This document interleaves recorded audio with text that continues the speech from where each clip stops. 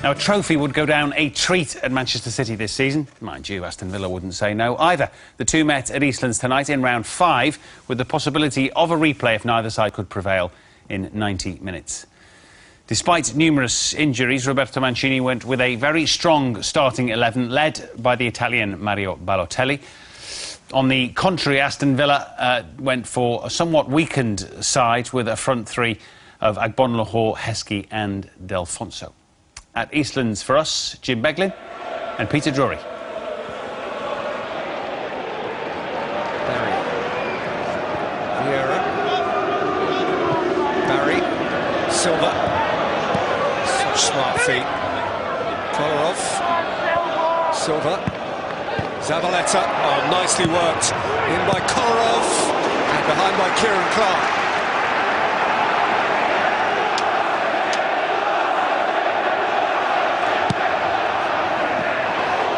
Was up for the corner and it's lashed in from in front of Brad Friedel by Yaya Toure, and Manchester City have a lead inside 5 minutes. Well, Kieran Clark was the one who conceded the corner. He did extremely well to get the ball away. And I'm just thinking, Peter, this might hit him on the hand, and I'm thinking there might be a penalty appeal here. Just watch it as it comes down from the initial contest to win it. There you go, catches him on the arm, falls perfectly for Yaya Toure. And there's not a lot Brad Friedel can do. And I mean, see, it just caught him on the arm, and you can see all the hands up from Manchester City looking for the penalty. But Mark Clattenburg doesn't need to blow his whistle, because that will do for City.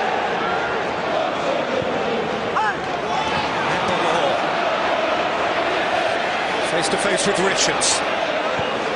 In by Bodlahor. And away by Boateng. Bradley can reclaim. And Bodlahor trying to whip one. Not a bad effort either. Just didn't get enough bend on it, Gabriel Bonlahor, but City just stood off him for a little bit, and why not? Inside Mancini and Kidd there. David Platt, of course, a once favoured son of Aston Villa. 4 seasons, mostly under Graham Taylor. Bradley. Bannon.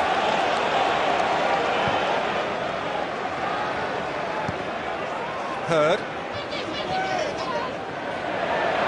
And Delfonso misread the last of what had been a progressive series of passes from Aston Villa.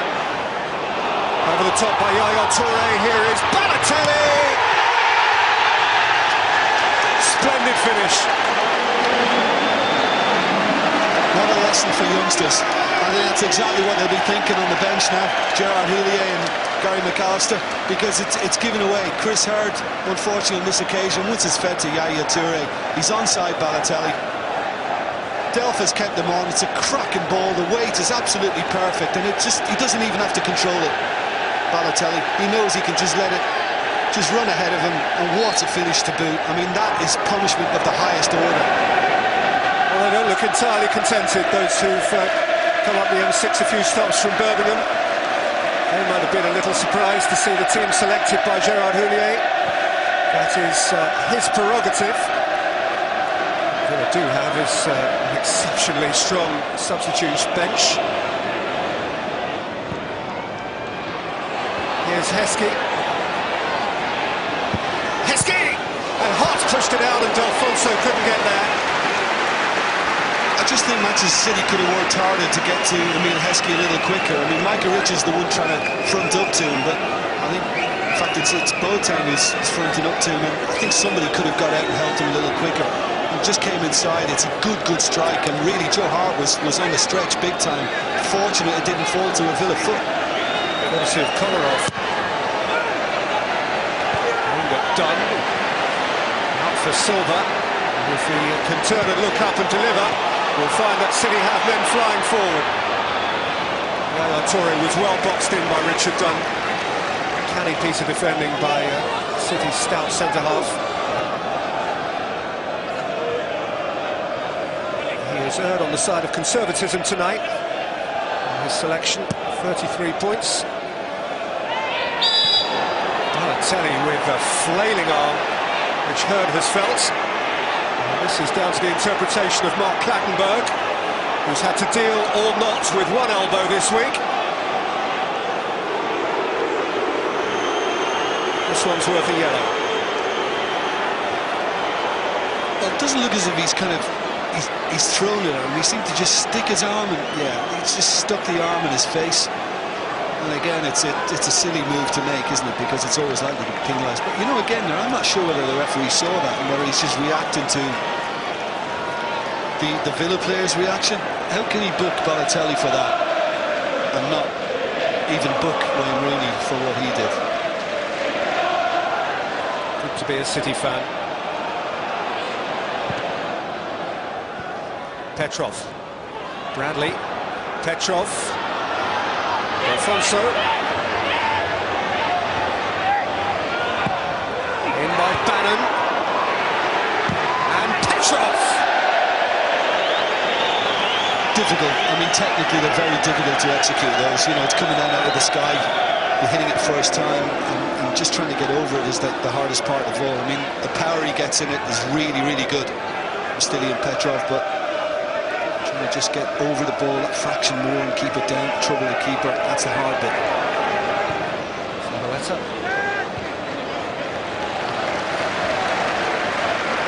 Play by Delph.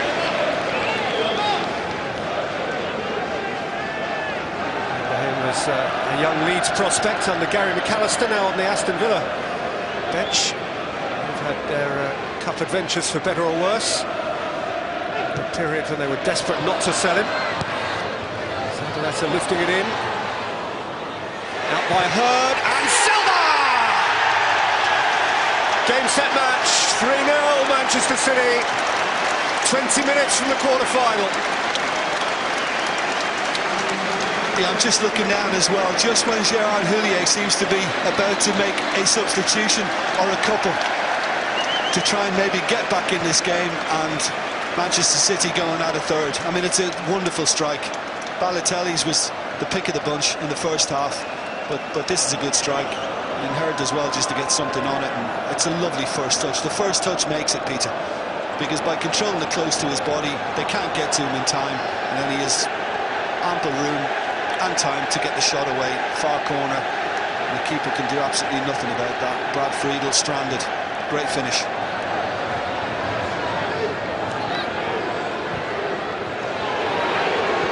Silva, Tevez, Silva, Kolarov! Well, you can see from the reaction he felt he should have hit the target once he got in position. I mean, he's tucked right inside, and once it breaks to him, does well to get the shot away quickly.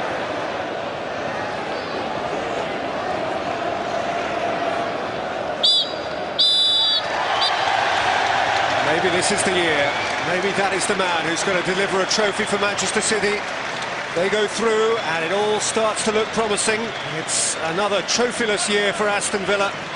But for City, a home quarter-final against Reading is all that separates them from a Wembley semi-final, and perhaps 35 years on, a trophy beyond. Yaya Toure, Balotelli, and in the second half, Silva.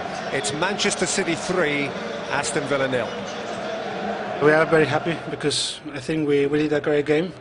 You know, we knew before the game that we have a great chance in FA Cup to try to come back to Wembley after a long time. So, well, we have to focus on Reading now. We have a great chance. We play at home again with our fans, so that will be very important for us. Would the gap between the two teams not have been closer if you'd started with Downing and Young, or perhaps even brought them on earlier? No, I knew that you would ask that question, but we started the team with Emileski and also Gabi Abdollao. And Nelson Alfonso, who is an under-21 international. So the attack was practically 3 internationals. In midfield we had also internationals. So, I mean, when you have quality, you use it, and it's not down to a matter of 2-3. And I don't think Ashley or Downing would have avoided the first goal, which was very unfortunate because it bounced on Clark's hand and it went to the goal after Balotelli hit it. But I mean, after being down to 1-0, it was difficult, yeah. So no regrets with your selection? Absolutely not, no. We saw a bit of everything from Mario Balotelli today, a bit of temperament, but a beautiful finish as well for his goal. It was a typical Balotelli evening? It's a typical Balotelli, yes.